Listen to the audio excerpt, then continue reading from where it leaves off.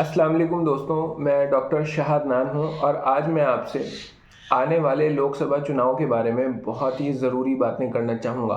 ख़ास तौर से जो मेरे अपनी कम्युनिटी के लोग हैं, मुस्लिम समाज के लोग हैं, उनसे मैं बहुत ज़रूरी बातें करना चाहूँगा और आप मेरी इस वीडियो को आखिर तक ज़रूर देखिएगा। दोस्तों, जैसे कि अभी लोकसभा चुनाव आ रहे हैं, तो आप ये देखिए कि हर इंसान यही बातचीत कर रहा है कि कौन जीतेगा, किसे वोट देना है, किसे वोट नहीं देना। ज़्यादातर लोगों का वोट देने का जो मुद्दा होता है, वो या तो धार्मिक है या जातीय है। लोग सोचते हैं अपने धर्म के आदमी को वोट दिया जाए या सोचते हैं अपनी जाति के आदमी को वोट दिया जाए। मेजॉरिटी जो जनता है, ज़्यादातर जो लोग हैं, उन्हें यही नहीं पता कि ये जो एमपी चुन के हम यहाँ से भेज रहे हैं, इनका काम क्या है, इनकी ताकत क्या है, इसका मकसद क्या है और इससे हमें क्या हासिल होगा सही कैंडिडेट भेजकर, और अगर सही कैंडिडेट ना भेजा तो क्या नुकसान होगा। दोस्तों, इसी बारे में मैं इस वीडियो में बताने वाला हूँ कि सही एमपी को चुनकर भेजना आपके लिए क्यों ज़रूरी है और किन मुद्दों पर आपको वोट करना चाहिए। सबसे पहली बात तो ये कि ये जो मुद्दा है जाति का या धर्म का, इसको निकाल दीजिए अपने जो आपका एक माइंड सेटअप है उसमें से निकाल दीजिए कि इन मुद्दों पर आपको वोटिंग करनी है। दोस्तों, सबसे पहले ये जानिए कि जो एमपी आप चुनकर भेजते हैं उसका काम क्या होता है। सबसे पहला काम एमपी का ये होता है कि वो पार्लियामेंट में जाकर जो कानून बनते हैं, पार्लियामेंट का काम, सबसे जो मेन काम है वो है कानून को बनाना। तो जब आप अपना आदमी वहां पर भेजेंगे, अगर आपने अपनी विचारधारा का आदमी भेजा तो वो ऐसे कानून बनाएगा जो आपके लिए फायदेमंद हैं, और जो आपके लिए नुकसानदेह हैं तो ऐसे कानून वो वहां बनने नहीं देगा, उनके खिलाफ पार्लियामेंट में वोटिंग करेगा। दोस्तों, अगर आपने अपने लोग नहीं भेजे तो आपका पार्लियामेंट में रिप्रेजेंटेशन नहीं होने का, आपकी बात वहां नहीं रखी जाने की और आपके खिलाफ कानून वहां बनते चले जाएंगे। जैसे कि 3 तलाक का कानून बना, सीएए का कानून बना, जिसे मुस्लिम कम्युनिटी के लोग, हम लोग मानते हैं कि ये हमारे लिए ठीक नहीं था, लेकिन फिर भी ये कानून इसलिए बन गए क्योंकि हमारी बात को रिप्रेजेंट करने वाला वहां कोई नहीं था, हमारे एमपीओ की तादाद कम थी और हमारी बात वहां रिप्रेजेंट नहीं हो पाई, इसलिए ये कानून बन गए। अगर हम ऐसे लोगों को चुन के भेजते जो वहां पर हमारी बात रखते, हमारी बात को रिप्रेजेंट करते, तो फिर ये कानून नहीं बन पाते। मेजॉरिटी ऐसे लोगों की होती जो इसके खिलाफ थे, तो फिर हमारी बात वहां पर रिप्रेजेंट की जाती। दोस्तों, लोकतंत्र अक्सरियत पे चलता है। जो तादाद जिनकी ज़्यादा है उनके हिसाब से कानून बनेंगे, वो उस हिसाब से कॉन्स्टिट्यूशनल को देखते हुए कानून बनाएंगे, लेकिन उसमें कई बार ऐसा हो सकता है कि कानून जो हैं वो आपके खिलाफ बन जाएं, ऐसे कानून बन जाएं जो आपको पसंद नहीं थे। तो ये बात आपको पता होनी चाहिए कि एक एमपी का सबसे बड़ा काम यह है कि वो कानून बनाने की जो प्रक्रिया है उसमें हिस्सा लेता है, वो आपका नुमाइंदा होता है। अगर यहाँ से मिसाल के तौर पे कैराना से या सहारनपुर से एक ऐसा आदमी चुन के चला जाए जो आपकी विचारधारा को सपोर्ट नहीं करता, तो वो वहां पर जाके आपके खिलाफ बोलेगा और ये माना जाएगा कि आप सब लोग उसमें, चाहे आपने उसे वोट दिया या नहीं दिया, वो आपका नुमाइंदा होगा। जो वो बात करेगा वो आपकी बात करेगा। बहुत मुमकिन है कि वो वहां ऐसी बात करे जो पर्सनली मेरे हित में ना हो या मैं उसे अच्छा ना समझता हूं, लेकिन अब क्योंकि ज्यादातर लोगों ने उसको जिता दिया तो उसकी बात, हम सब की बात मानी जाएगी। इसलिए हमारी जिम्मेदारी यह है कि हम हद दर्जे में ये कोशिश करें कि जो हमारी विचारधारा को रिप्रेजेंट कर सकता हो ऐसे आदमी को हम वहां पर चुन के भेजें। दूसरी बात दोस्तों, पार्लियामेंट का काम यह भी होता है कि वो सरकार की जवाबदेही तय करते हैं, सरकार से सवाल जवाब करते हैं। तो एक ऐसा भी आदमी होना चाहिए जो इस लेवल का हो कि वो सरकार की जवाबदेही तय कर सके, सरकार से सवाल पूछ सके, आपकी बातों को वहां पर रख सके। अगर आपके साथ कोई जुल्म ज्यादती हो रही है तो आपके मुद्दों को पार्लियामेंट में उठा सके।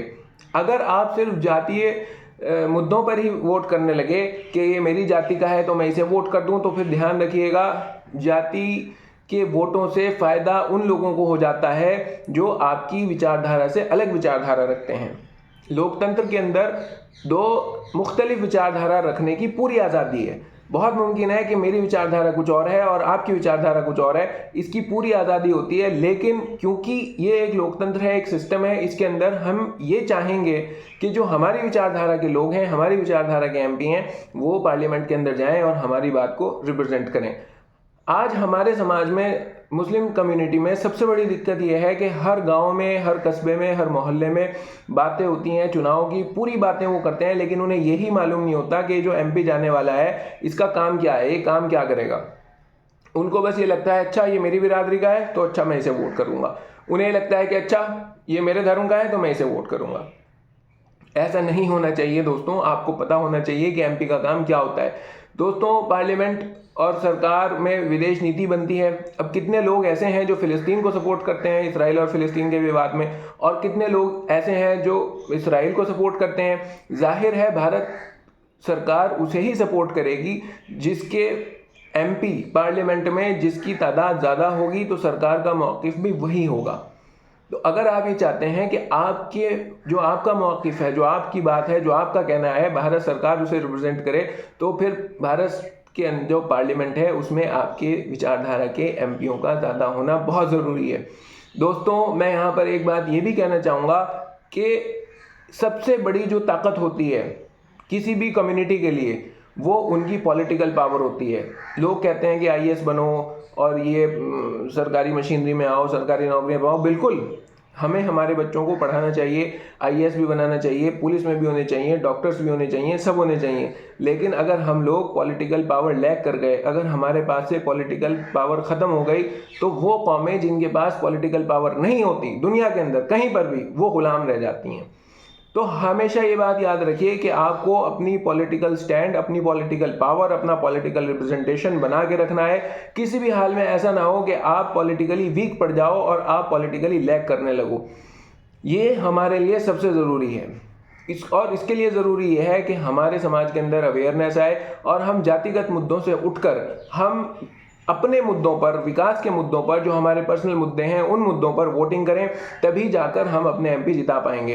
दोस्तों मैं इस वीडियो के ज़रिए से ये अपील करना चाहूँगा आप सबसे, मैं किसी भी कैंडिडेट का नाम नहीं लूँगा कि इसे वोट करें या उसे वोट करें, लेकिन हाँ मैं इतना ज़रूर कहूँगा कि किसी भी चुनाव में, ये जो चेयरमैनी के चुनाव होते हैं, प्रधानी के चुनाव होते हैं, चलिए इसमें हो गया भाई हमारी जाति का आदमी चेयरमैन बन गया, हमारी जाति का आदमी प्रधान बन गया, ठीक है, इससे कोई बहुत बड़ा फर्क नहीं आता। इनका काम सिर्फ इतना ही होता है कि बिजली पानी लगवा दी, सड़कें वड़कें बनवा दी, ठीक है, इसमें कोई दिक्कत नहीं। लेकिन दोस्तों जो विधानसभा के और लोकसभा के चुनाव होते हैं, ये लोग देश चलाते हैं, एमपी देश चलाते हैं, नीतियां बनाते हैं, कानून बनाते हैं। इनके अंदर अगर आप इस मामले में उलझ के रह गए जाति के, तो ध्यान रखिएगा आपका बहुत बड़ा नुकसान हो जाएगा। जातिगत विचारधारा से ऊपर उठकर आपको सोचना चाहिए कि हमें वोट किसे देना चाहिए, कौन आदमी वहां जाकर हमारी बात रख सकता है, या कौन आदमी ऐसा है जो हमारी मुखालिफ विचारधारा को हरा सकता है और वहां पर जा सकता है। दोस्तों अगर हम लोग ये नहीं समझ पाए और आखिर तक इसलिए ही वोट करने लगे कि फला आदमी मेरी जाति का है, तो फिर ध्यान रखिएगा फिर आपके लोग कामयाब नहीं हो सकेंगे और फिर जो आपकी मुखालिफ विचारधारा है उसके लोग कामयाब हो जाएंगे और फिर उसी तरह की नीतियां बनेंगी जो कि फिर ठीक भी है। भाई मेरी अगर सोच, मेरी विचारधारा का आदमी जाएगा तो वो उस तरह की नीति बनाएगा जैसी मेरी विचारधारा है, और जो मेरी विचारधारा से अलग विचारधारा है, जब वो वाला आदमी वहां जाएगा तो वो उस तरह की नीतियां बनाएगा जो मेरी विचारधारा से अलग है। माननीय में सभी हैं, और फिर क्यों ना हम इस बात के लिए हर वक्त प्रतिबद्ध रहें कि हम अपनी विचारधारा के लोगों को वहां पर पहुंचाएं, अपनी विचारधारा को प्रमोट करें। और लोकतंत्र के अंदर सब लोग आज़ाद हैं अपनी अपनी विचारधारा रखने के लिए। तो दोस्तों मैं फाइनली आप लोगों से यही अपील करूंगा कि एक तो वोट ज़रूर करना है, ऐसा ना हो कि हम वोट ना करें।